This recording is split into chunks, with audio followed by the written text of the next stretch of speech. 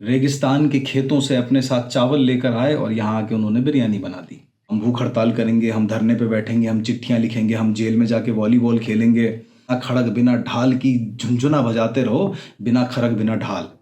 नेताजी सुभाष चंद्र बोस, अंदर से इज्जत आनी चाहिए। अब उसको तुम आज देशद्रोही का नाम देकर उसको फांसी पे कैसे लटका सकते हो? इतना सब हिला डुला दिया, लेकिन आज़ादी कैसे मिली?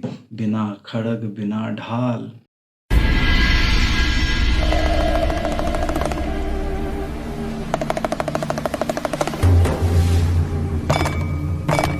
नमस्कार भाइयों, मैं आपका दोस्त मनीष आज एक बहुत ही गंभीर चर्चा लेकर आए हैं।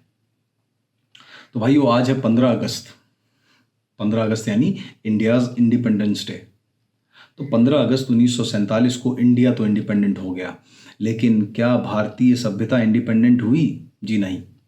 15 अगस्त 1947 को इंडिया की इंडिपेंडेंस के साथ साथ भारतीय सभ्यता के अंत की नींव रखी गई। क्योंकि किसी भी सभ्यता की पहचान होती है उसकी भाषा, उसके इतिहास, उसकी संस्कृति से, उसके हीरोज से। हमारे हीरोज छीन लिए गए, हमारी संस्कृति छीन ली गई, हमारी भाषा छीन ली गई और हमारा इतिहास छीन लिया गया। पहले बात करते हैं इतिहास की। 1947 1950 के बाद से हमारे पूरे एजुकेशन सिस्टम में हमें जो हिस्ट्री पढ़ाई गई, उसमें एंशियंट इंडिया तो कहीं है ही नहीं।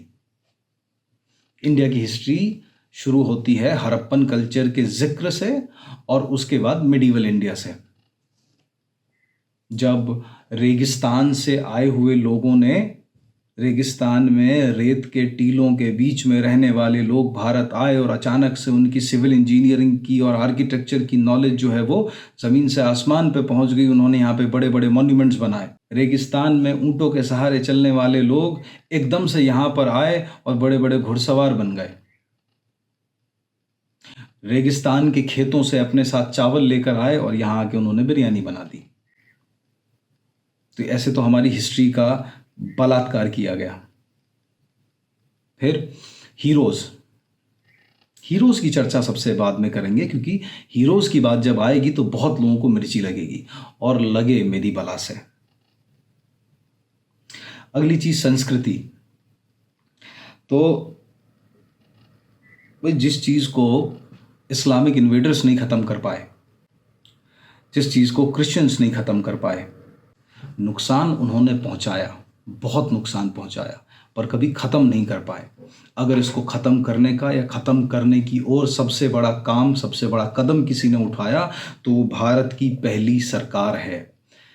इंडिपेंडेंट इंडिया की पहली गवर्नमेंट है जिसने इंडिया को बर्बाद करने की सबसे बड़ी नींव रखी। That was draining us of our culture. हमारे कल्चर की जगह English education, English history, English तौर तरीके, English administration, everything was fucking English. Where do we stand? हम कहाँ हैं? ओरिजिनलिटी कहाँ गई?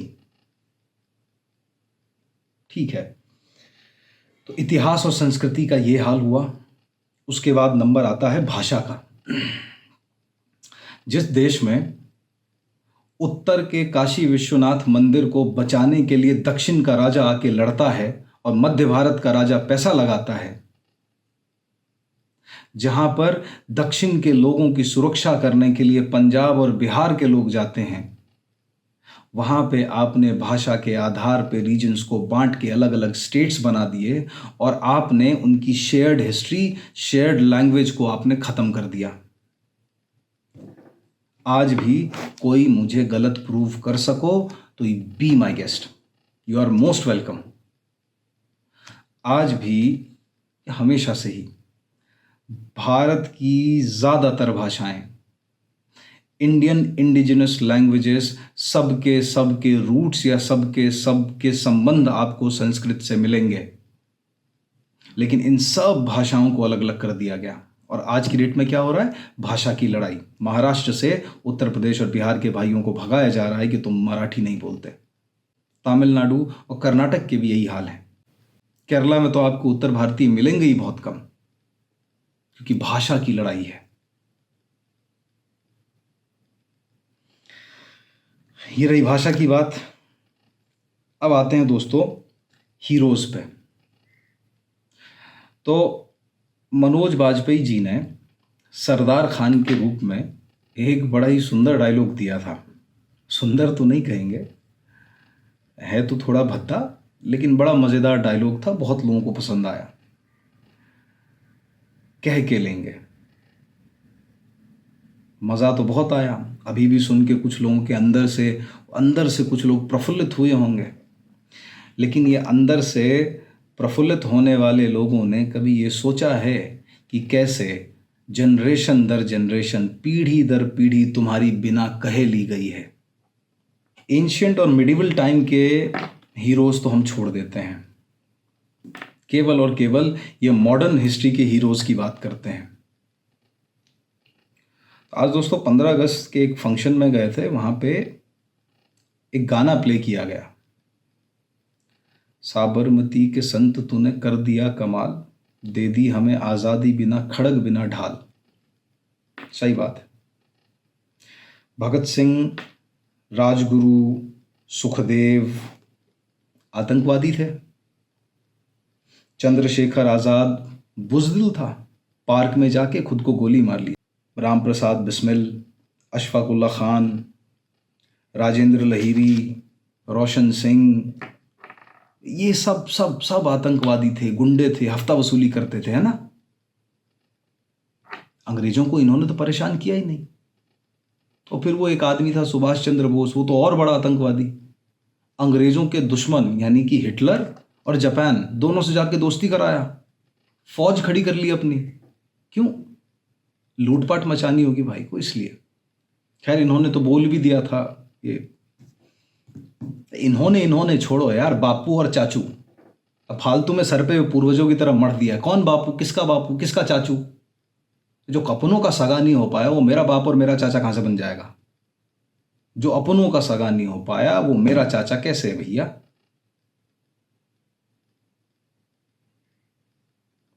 कांग्रेस के इंटरनल इलेक्शंस में जवाहरलाल नेहरू कभी नहीं जीता।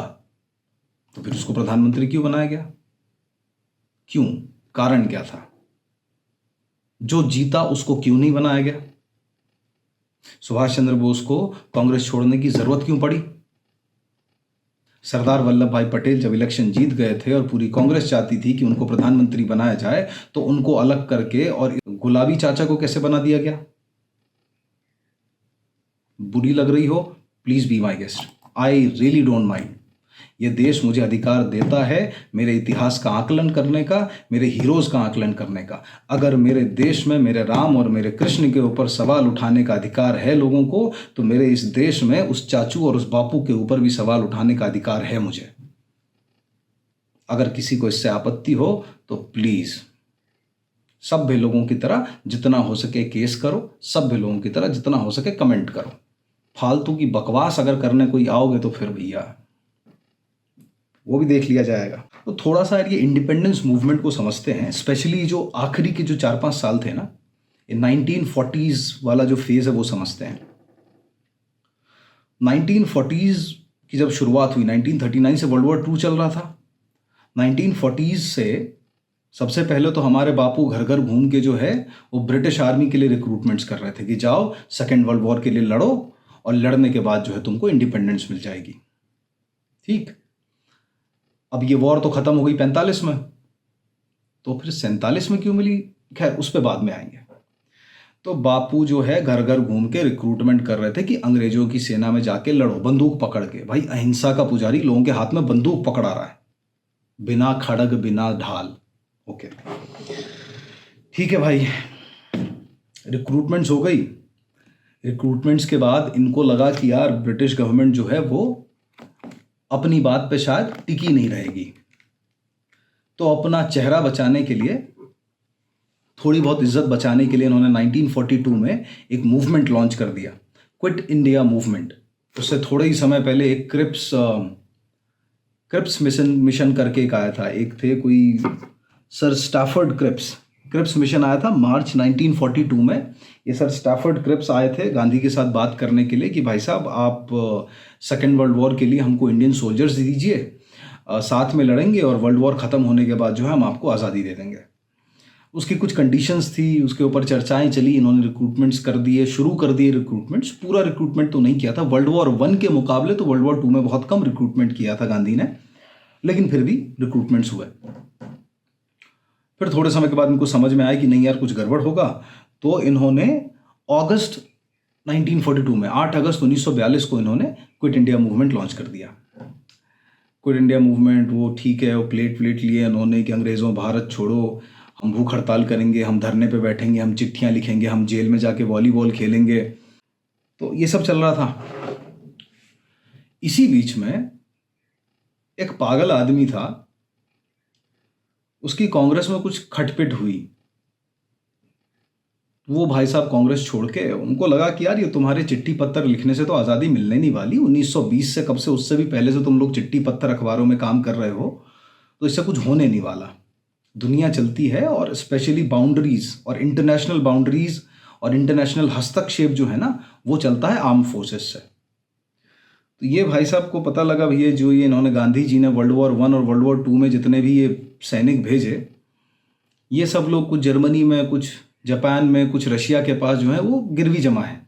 इनको प्रिजनर ऑफ वॉर बना लिया गया था, और क्योंकि ये इंडियंस थे तो अंग्रेज़ों को पड़ी नहीं थी कि इनको छुड़ाओ, तो इनके लिए कोई नेगोशिएशंस हो नहीं रही थी, ये बेचारे जेल में पड़े थे।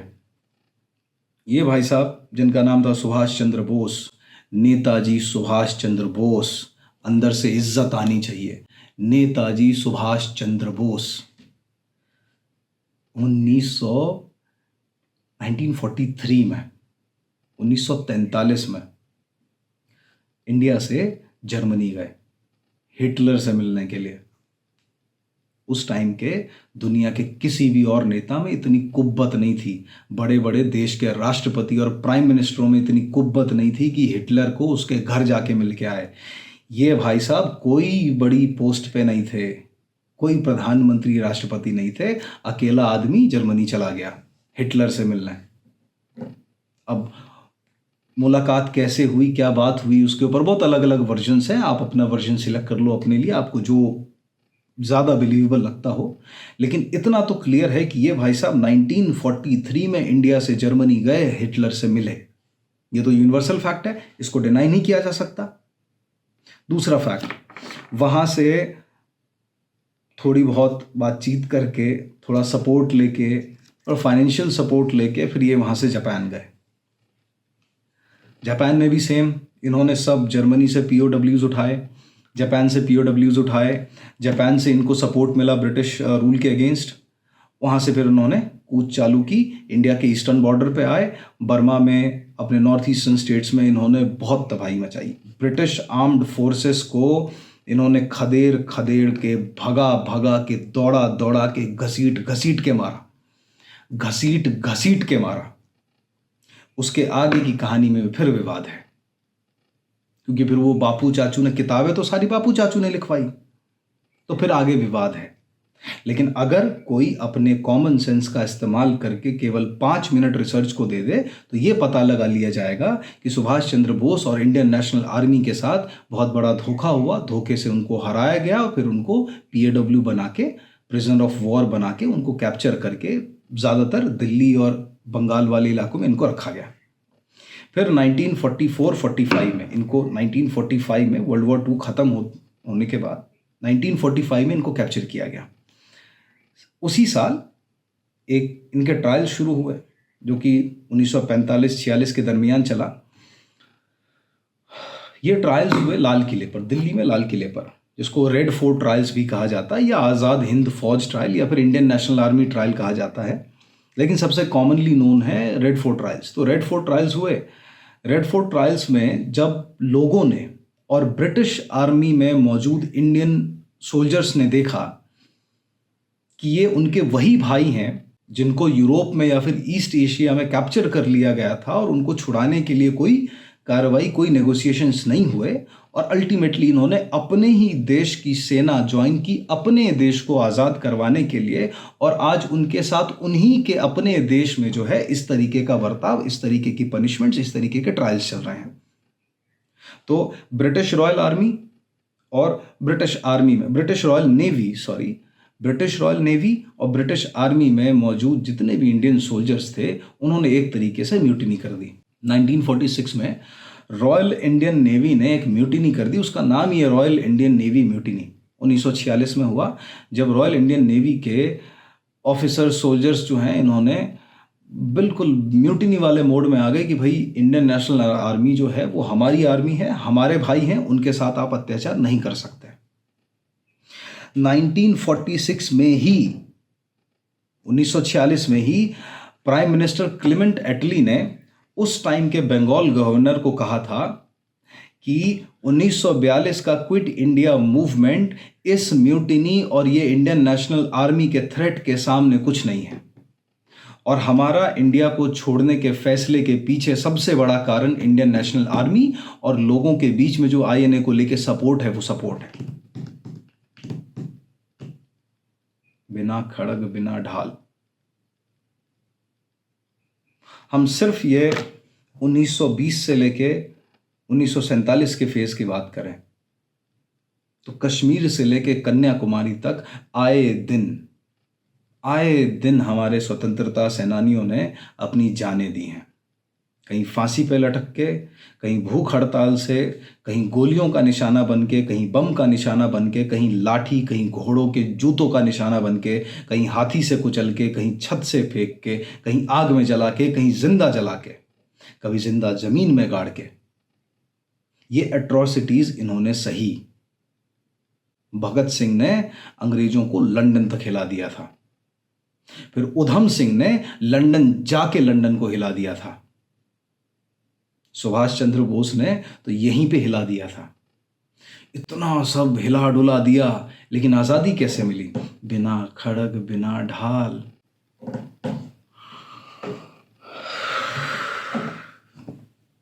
समझ में आ रहा है तुम्हारी कैसी ली गई है? बिना खड़ग बिना ढाल। फ्री में मुफ्त में मिल गई ना। एक धोती हमने कंधे पे डाली, एक टोपी हमने सर पे डाली, गए किसी अफसर की बीवी के साथ रंगरलिया मना लिए, दूसरे अफसर के साथ बैठ के दारू पी ली, तीसरे अफसर के साथ बैठ के सांठ-गांठ कर ली, चौथे अफसर के साथ जेल में वॉलीबॉल खेल रहे हैं, पांचवा अफसर जो है वो आपको किताब कॉपी कलम लाके दे रहा है। ये है देश के हीरोज की बर्बादी। मैं ऐसा नहीं कह रहा हूं कि भाई भगत सिंह, सुभाष चंद्र बोस, इन सब लोगों का नाम नहीं सुना हम लोगों ने। सुना है हम लोगों ने, किताबों में भी था, इनका जिक्र था किताबों में।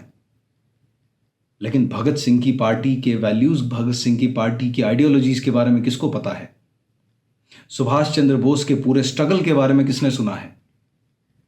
लेकिन हमने ये सुना है कि दांडी का मार्च कर लिया और क्विट इंडिया में चिल्ला दिया तो अंग्रेज भारत छोड़ के चले गए। अंग्रेजों भारत छोड़ देंगे? बहरों के सामने नाचने से कुछ नहीं होता, उनके कान में बम फोड़ना पड़ता है, जो इन लोगों ने फोड़ा। चाहे वो 1924 1927 में रामप्रसाद बिस्मिल हो, अशफाक उल्लाह खान हो, लहिरी हो, राजेंद्र सिंह हो, फांसी पर लटका दिया गया रे इनको फैजाबाद जेल में। क्यों लटकाया गया? चोरी तो नहीं करी थी इन्होंने, किसी का घर जाके तो नहीं लूटा था, क्यों लटका दिया गया? 1931 में भगत सिंह, सुखदेव, राजगुरु, इनको लटका दिया गया। क्यों लटकाया गया? क्यों लटकाया गया? इनका कोई रोल नहीं है आजादी के पूरे स्ट्रगल में। बिना खड़ग बिना ढाल की झुंझुना बजाते रहो, बिना खड़ग बिना ढाल। ये थे खड़ग, ये थे ढाल। ये भगत सिंह, उधम सिंह, अशफाक उल्लाह खान, सुभाष चंद्र बोस, मास्टरदा, ये लोग थे खड़ग, ये लोग थे ढाल। ये थे, इसीलिए देश आजाद हुआ। अंग्रेज कह रहे हैं कि हम आईएनए की वजह से छोड़ के गए। आईएनए ने पूरी ब्रिटिश इंडियन आर्मी को ब्रिटिशर्स के अगेंस्ट कर दिया। किसी भी देश को, और इंडिया जितने बड़े देश को मैनेज करने के लिए इतनी पॉपुलेशन नहीं थी ब्रिटेन की अकेले की। यहां पे एडमिनिस्ट्रेशन में, स्पेशली आर्म्ड फोर्सेस में, चाहे वो पुलिस हो कि आर्मी हो, इंडियंस थे। जो इंडियंस अब उनके खिलाफ हो गए थे कि तुम हमारे भाई बहनों को कैसे मार सकते हो। मेरे साथ आर्मी में सर्व करने वाला बंदा, मेरे साथ वर्ल्ड वॉर 2 में लड़ने वाला बंदा, नॉर्मैंडी में मेरे साथ लड़ा, कि यहाँ लड़ा कि वहाँ लड़ा, उसको तुम आज देशद्रोही का नाम देकर उसको फांसी पे कैसे लटका सकते हो? जब इस चीज़ का विद्रोह हुआ तो अंग्रेजों के कान पे जुएं नहीं रेंगी होंगी। अंग्रेजों के होश तो तब उड़े जब चिट्ठी लिख दी गई कि ओ मेरे मालिक, मेरे आका, मैं आपका नौकर, मैं आपका गुलाम, आपके सामने अपने आप को साष्टांग करके फैला के, बिल्कुल चटाई की तरह जो है फैला के, मैं आपसे निवेदन करता हूं कि हमको आज़ादी दे दीजिए। फिर हमको आज़ादी मिल गई। और फिर ये आज के लपड़ झंडुस जो काल नेमियों की तरह फैल गए हैं ना, ये कुकुर मुत्ते की तरह, बिल्कुल वायरस की तरह फैल गए हैं ना पूरे देश में, जो जरा जरा सी बात पे आके उनको मिर्ची लग जाती है और फिर उचक उचक के कुछ भी बकवास करते रहते हैं। तुम में से कोई आओ, जरा फैक्ट्स लेकर आओ। ये तुम्हारे रोमांटिक आइडियाज और ये अलंकारों से सुसज्जित तुम्हारे सपने, इनको अलग रख के फैक्ट्स लेकर आओ सामने, जरा फिर बात करेंगे। मजाक बना के रखा है देश का, हीरोज की ये हालत कर रखी है तुमने। सुभाष चंद्र बोस को रिकॉग्निशन नहीं, भगत सिंह का कहीं नाम नहीं, इन लोगों को तुमने मतलब यही बापू चाचू ने गुलाब लगा के, इत्तर लगा के, बकरी का दूध पी के, और जो आदमी काम कर रहा है उसको तुम आतंकवादी कह रहे हो।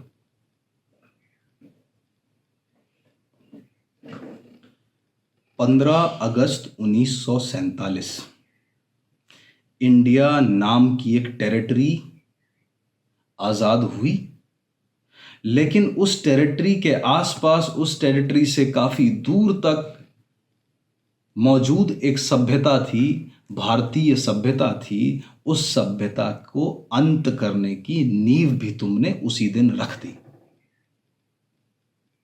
भाषा, इतिहास, संस्कृति और हीरोज सब तुमने एक लाइन से खत्म कर दिया, सिर्फ इसलिए ताकि तुम जब तक जिंदा हो और तुम्हारे मरने के बाद तुम्हारा नाम हो सके।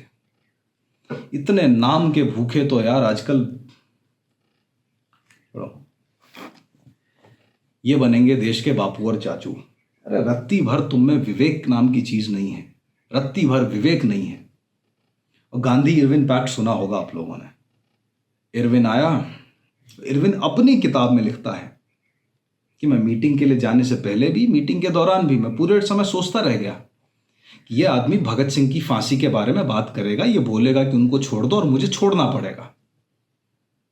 ये इरविन अपनी किताब में लिख रहा है कि भाई Mohandas Karamchand Gandhi will come, he will talk about Bhagat Singh and I will have to let them गो।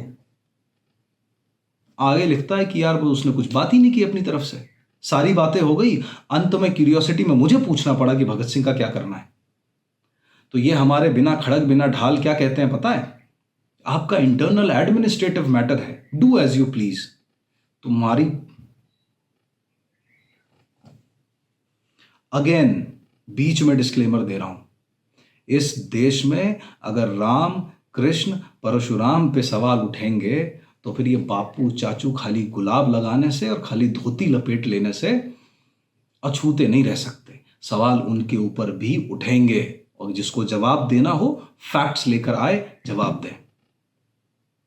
ये वीडियो बनाने का और इतनी सब बकवास करने का दोस्तों सिर्फ एक मकसद है मेरा।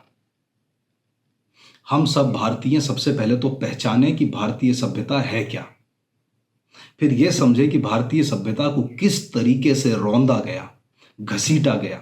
भारतीय सभ्यता के साथ बार बार मॉडर्निटी के नाम पे, डेवलपमेंट के नाम पे, ग्रोथ के नाम पे, झूठे वादों के नाम पे, झूठे वादे कर करके इनके साथ बार बार दुष्कर्म किए गए। भाषाई एकता थी भारत में, शेयर्ड हिस्ट्री थी हमारी। तमिलनाडु से राजा आते थे काशी बचाने के लिए, राजस्थान से, महाराष्ट्र से राजा जाते थे साउथ में लड़ने के लिए, सिंध में लड़ने के लिए। आज ये सब बटे हुए हैं। आज मराठा कह रहा है कि मारवाड़ी और पंजाबी और हिंदी हमें नहीं चाहिए। अगर असली मराठा हो, अगर असली छत्रपति शिवाजी महाराज के भक्त हो, तो छत्रपति शिवाजी महाराज लपाड़े मारेंगे तुमको अगर सुन ली तुम्हारी बातें तो। हिंदवी साम्राज्य की बात की थी उन्होंने, मराठी साम्राज्य की नहीं। और ये सब इन बापू चाचू के टुल्लुओं के चक्कर में तुमने सब भुला दिया, सब बकवासबाजी। भाइयों, हमारी जनरेशन के लिए बहुत ज़रूरी है कि हम इस प्रॉब्लम को समझें और इसको जितना जल्दी हो सके ठीक करें। अगर हमने नहीं किया तो जैसा पिछले 70-75 सालों में होता आया है वही आगे भी होगा। पूरी दुनिया हमारा मजाक भी उड़ाएगी, हमारा फायदा भी उठाएगी और हमें लात भी मारेगी। आज अगर दुनिया में भारत की इज्जत में डेवलपमेंट आया है तो सिर्फ इस कारण क्योंकि पिछले 11-12 सालों में भारत ने अपनी सभ्यता को, अपनी संस्कृति को थोड़ा बहुत पहचानना, थोड़ा बहुत संरक्षित करना शुरू कर दिया है। लेकिन ये कहां तक संरक्षित हो पाएगा, कहां तक हो पाएगा और कैसे हो पाएगा? अगर आप और मैं इंस्टाग्राम पे लगे हैं रीलें देखने में, अगर आपको और मुझे अमेरिका जाके एक अच्छी आईटी कंपनी में नौकरी चाहिए, व्हाट द फक मैन, क्या चल रहा है ये सब?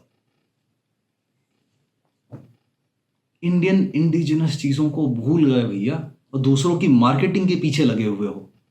एक बार ढंग से सोच के देखना कि भाई फायदा किसका हो रहा है इन सब चीजों में। मुझे गलत मत साबित करो, मुझे सही मत ठहराओ, खुद बैठ के सोचो कि इसका फायदा किसको हो रहा है और नुकसान किसको हो रहा है इन सब चीजों का। हमारी छोटी से लेके बड़ी से बड़ी चीजों तक किसका फायदा किसका नुकसान है। भारतीय सभ्यता में सेविंग्स का कल्चर था, अपनी जरूरतों को कम करने का कल्चर था। तुमको बाहर के मार्केट स्ट्रैटेजिस्ट आए, उन्होंने तुमको सिखाया कि अरे पैर क्यों समेटने, चादर फैलाओ। फैलाना कैसे? बस चादर फैला दो। पूरा इंडिया कर्जे में डूबा हुआ है। वीडियो देखने वाले मुझे मुश्किल से 2-4-5 लोग ऐसे होंगे जिनके ऊपर कोई लोन नहीं होगा, कोई कर्जा, कोई क्रेडिट नहीं होगा। कहां जा रहे हैं हम यार? और उसके बाद हर साल 15 अगस्त आएगा, 26 जनवरी आएगी, हम झंडा लेके निकल जाएंगे, हो गई देशभक्ति खत्म। ये देशभक्ति निभानी है? देश तुम खा गए, देश की भाषा खा गए, संस्कृति खा गए, हिस्ट्री खा गए। आज तुम व्यापकता से बात करने को तैयार नहीं हो, व्यापकता से चीजों को समझने के लिए तैयार नहीं हो। 80-85% से ज्यादा यूथ कहता है हमको इंटरेस्ट ही नहीं है इन चीजों में। तो किस चीज में इंटरेस्ट है भैया तुमको? तो पीयूष मिश्रा की एक कविता है, आज का लौंडा ये कहता हम तो बिस्मिल लुट गए, अपनी आजादी तो भैया लौंडिया के तिल में है। बस लौंडिया के तिल तक रहो तुम। हाँ बात यार, जागो जागो, थोड़ा सा जागो। किसी को संत महात्मा बनने नहीं कह रहा हूं, बस अपनी पहचानो तो सही। यह है क्या? कोई आके बोल गया जाति जाति जाति जाति, हम रोने लग गए, हाँ जाति जाति जाति जाति। कोई बाहर का आदमी आके तुम्हारे घर पे कब्जा कर गया, तुमको अलग अलग कमरों में बांट दिया, बोले ये कमरे के लोग इस कमरे से बात नहीं करेंगे, इस कमरे के लोग उस कमरे वालों से बात नहीं करेंगे। अब उसके जाने के बाद भी तुम वही चला रहे हो, उसके जाने के बाद भी वही चल रहा है, क्योंकि वो बोल के गया था। कमाल है यार। तुम्हें बुली करने वाला आदमी तुम्हारा एक निकनेम रख के चला गया, ठीक है? बुली करने वाला आदमी, तुमको चिढ़ाने वाला, तुमको प्रताड़ित करने वाला आदमी तुम्हारा एक निकनेम रख के चला गया। अब उसके जाने के बाद तुमने उसके निकनेम को अपना असली नाम बना लिया और अपने असली नाम को बोलने में तुम्हें शर्म आ रही है। आजकल चल रही है डिबेट बहुत जगह पे कि भारत भारत भारत, इंडिया को भारत। अबे इंडिया को भारत, भारत भारत है, इंडिया नहीं है कुछ भी। वो तुमको प्रताड़ित करने वाला, स्कूल में चिढ़ाते हैं ना बच्चे, किसी को कालू, किसी को छोटू, किसी को भेड़ू बोलते हैं, उस तरीके से तुम्हारा नाम रख दिया इंडिया। और आज तुम उस इंडिया नाम में तुम गर्व करते हो और भारत बोलने में तुमको शर्म आती है। थोड़ा सोचो, अपने विचारों को खोलो। क्या कर रहे हैं हम? अपना घर बर्बाद कर रहे हैं ताकि दूसरों को मजा आए, दूसरों की कंपनियों को कमाई हो, दूसरों के आइडियोलॉजीज का प्रसार हो, दूसरों की बातें सही प्रूव हो, इसलिए हम अपना घर बर्बाद कर दें। कमाल है यार।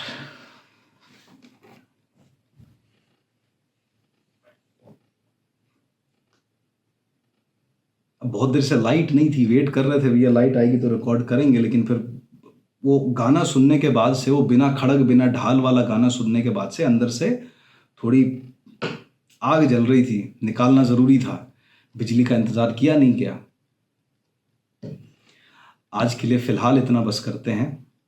थोड़ा भाई लोगों प्लीज़ थोड़ा सोचो, थोड़ा विचार करो, समझने की कोशिश करो। किसी को सही या गलत प्रूव करने के लिए नहीं, अपने आप को समझाने के लिए, अपनी बेहतरी के लिए, अपने माँ बाप की बेहतरी के लिए, अपने परिवार की बेहतरी के लिए, अपने आसपास की बेहतरी के लिए, और कुछ नहीं तो कम से कम अपने पूर्वजों की इज्जत रखने के लिए। थोड़ा तो अपने पूर्वजों का सम्मान कर लो।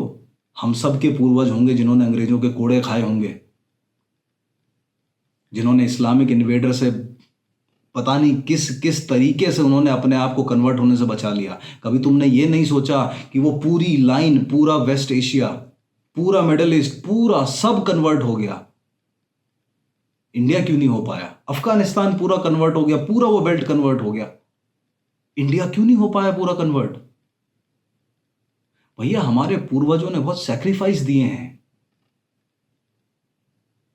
और ये गुलाब और बकरी के दूध वाले लोगों ने आके जो है ना, हमारे पूर्वजों की पूरी मेहनत पे पानी भी नहीं बोलूंगा मैं तो, मूत फेर दिया यार। और हमारी आधी ज्यादा पॉपुलेशन है जो उनको सही ठहराने लगी हुई है। तुम अपने खुद के पूर्वजों की बेइज्जती कर रहे हो। प्लीज थोड़ा विचार करो, सोचो, समझो, सही राह चुनो यार। देश को पहचान लो। मेरा मानना है अगर भारत को पहचान ले, भारतीय संस्कृति को पहचान ले और अपना लेना, तो भारत की कम से कम 70-75% प्रॉब्लम उसी समय खत्म हो जाएगी। प्लीज थोड़ा कोशिश करो भाई। आगे मिलते रहेंगे। अभी के लिए बस